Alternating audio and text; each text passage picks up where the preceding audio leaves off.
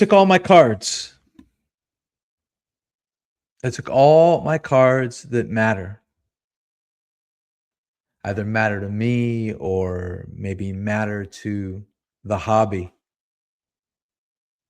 I took all my cards and I spread them out on a table down here in Dave's cave. Because for this episode of the Rated Rabbi Sports Card Podcast of Cards Against Time, for this particular episode, episode 9, is a meditation. And so what I did as a meditation, I took all my cards and I laid them out and I arranged them chronologically on a table down here in my cave. And I looked at them and I thought about them. And I removed all but my top 50 and put them off to the side. As a meditation, I took my top 50 cards and I looked at them. So how would you choose? How would you choose which cards make the cut if you were to cut your collection down to 50 cards? What makes the cut? Why this card and not that card? Is it a personal connection to the card, the player? Is it an iconic card? Is it a valuable card? Is it a particular example that evokes a special memory? What criteria would you use if you were to take your collection and narrow it down to 50? It's your subjectivity for yours. It's my subjectivity for mine. Mine were a combination of personal connection to memories, to stories of acquisition. They were iconic cards, just beautiful pieces of art, little rectangles of Americana, some because they're valuable. It's interesting, though, to note, I respect the value of cards, but certainly was not the overriding number one criterion for which cards made my top 50. 10 across, 5 neat rows of 10 cards. And then what I did was I took away 10. As I gazed upon my 50, I made a decision to take away 10. And now I had 40 cards. Combination of all those things, beautiful cards, incredible memories, 50 to 40. At 40, I looked and I saw that I had 3 Jackies. I have 3 Jackie Robinson cards. I have a 54, a 55, and a 56. The 54 is my second oldest vintage card. I acquired it in college in a trade, 90 or 91. I don't remember all the details of the trade, but I know that in the end, I got this Jackie Robinson card and a Joe Montana rookie card, and he got a Canseco rookie card and an 86 Fleer Patrick Ewing rookie card. Man, a pretty good trade. Here is that 54 Jackie Robinson. It came back in SGC2, one of the first cards I ever submitted when I got back to the hobby. I carried this example around with me for everywhere. It's like a yellow semi-rigid, had it in my safe. Everywhere I went, I held on to this card and I got back in the hobby. I submitted it. So I have a special connection to this card. I've always thought it was one of the more underappreciated Jackies from his playing days. SGC2, one of the oldest cards in my collection. And you know what? It did not make the cut as I went from 40 to 30. Neither did the 55. The 55 is a recent acquisition, authentic, altered, gorgeous example. I'm not going to show it to you today because I want to save it for another episode. The Jackie that I did keep is my 56 Jackie. It's a PSA 6 with an MK. Now, for some people, MK is like the kiss of death, but for me, gorgeous example.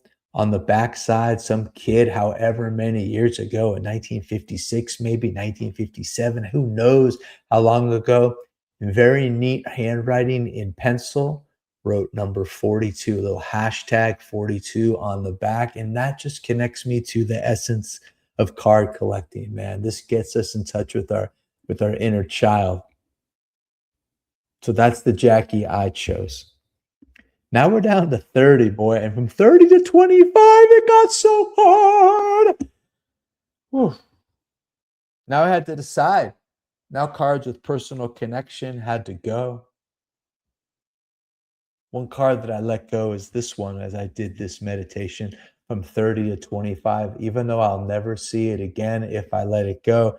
2012 Bowman Chrome Madison Bumgarner Super Fractor.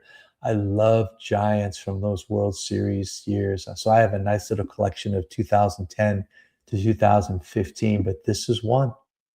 In order to get to 25, as insanely hard as it would be to let go, I took this Madison Bumgarner Superfractor and I pushed it aside. Now we're at 25. Now I had to start letting go of personal stories. If you know me like I know you know me, you know I got a thing for Dwight Gooden.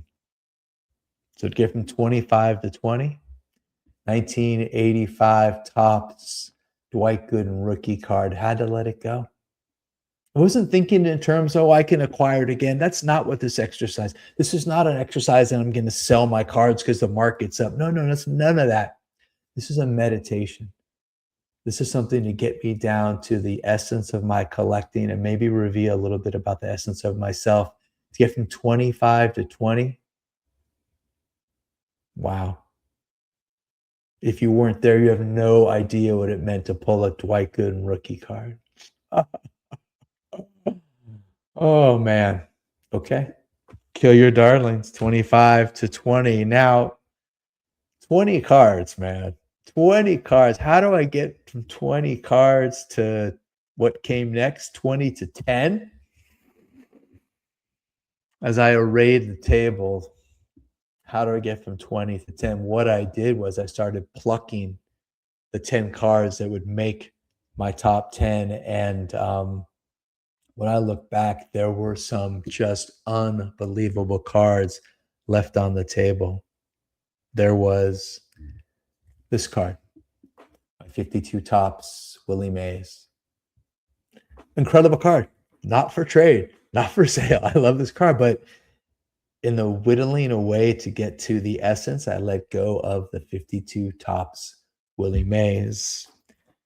I also let go of my 1981 unopened rack pack with Joe Montana rookie card in the first cell and the catch receiving buddy Dwight Clark in the center cell. To this day, one of the great moments of all sports history, of my sports history, of my personal history all together. Could you imagine going into a toy store when you were a kid, a drugstore, as a Niner fan, and there you see Montana Clark rookie rack unopened? Good golly. Mm. Now I'm down to 10. How do I get from 10 to 5? Now you got to cut personal stories. Now you got to let some boom and big boy cards go to get from 10 to 5. And I decided to let go of this one.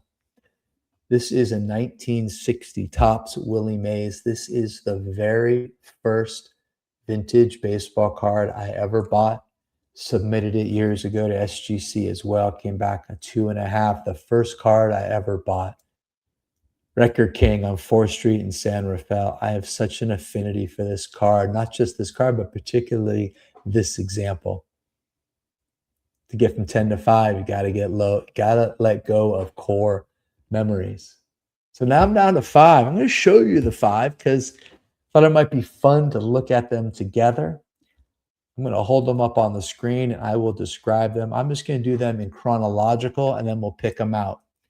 So my 5 up on the screen, 1933 Babe Ruth card 149, the red one.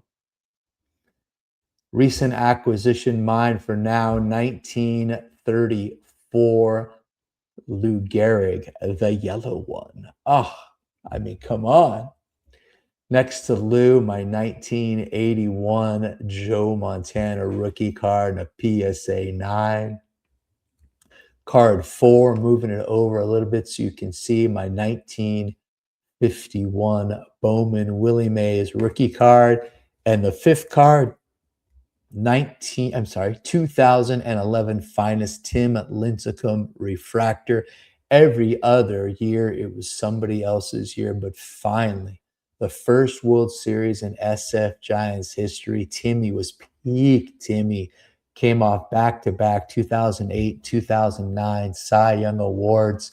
2010 was their ace, and the back of the card reads, "It was fitting for the franchise to deliver the franchise its first World Series title in 56 years. His 8 innings of 3-hit, 10 strikeout work ousted Texas in Game 5, 3-1." So my fifth card, I mean, this is just the distillation of lifetime as a Giants fan. I have other special cards from the 2010 through 2015 seasons, the 3 World Series plus the season after that would have captured it, but this is the one. So these are my top five. 33 Gowdy Ruth, 34 Gowdy Gehrig, 81 Topps Montana rookie, 51 Bowman Mays rookie, and 2011 finest superfractor of Timmy Lincecum. How do we get from 5 to 4? Well, the first one to go is 81 Topps Joe Montana. I know it's not for sale. I'm not kidding, but just here we go. We're going a little meditation. Let's go from 5 to 4. Now we got 4. Got the Garrett, got the Ruth, got the Mays, got the Timmy. We're going to go from 5 to 4. We are going to cut. I'm sorry, we're going from 4 to 3 now. We just went from 5 to 4. From 4 to 3, we're going to take out the 34 Gowdy Lou Gehrig. A meditation. It's just stuff. 3 cards left. We've got the Ruth. We've got the Mays rookie. We've got the Lincecum refractor. From 3 cards to 2 cards. Letting go of the 2011 finest Lincecum. Woo! A meditation down to 2 cards left. 1933 Gowdy Babe Ruth card 149. The red one. 1951 Bowman Willie Mays rookie card. 2 cards to 1 card. From all my cards to 50 to 40 to 30 to 25 to 10. 9, 8, 7, 6, 5, 4, 3, 2. And 1. The Ruth is my number 2 card, and my number 1 card in my collection, the very last card I would let go of, 1951 Bowman Willie Mays, a rookie card. And then a meditation. Let it go. Let it go. Let it go. We're just borrowing these. We're just enjoying these. We're just caretakers of these for the time we have, where they're not really ours. And what the heck? They're ours in a legal sense, but in the bigger picture, they belong to something greater than any one of us. So I'm enjoying being the caretaker of these cards for a while. A meditation. A meditation. Try it sometime. Take all your cards, take your most favorite cards, put them in order, take it all the way down to that last card. Oh man, and then what do? You let it go. Be kind to each other. Be kind to yourself. Most of all, remember that this is just a ride. So long for now.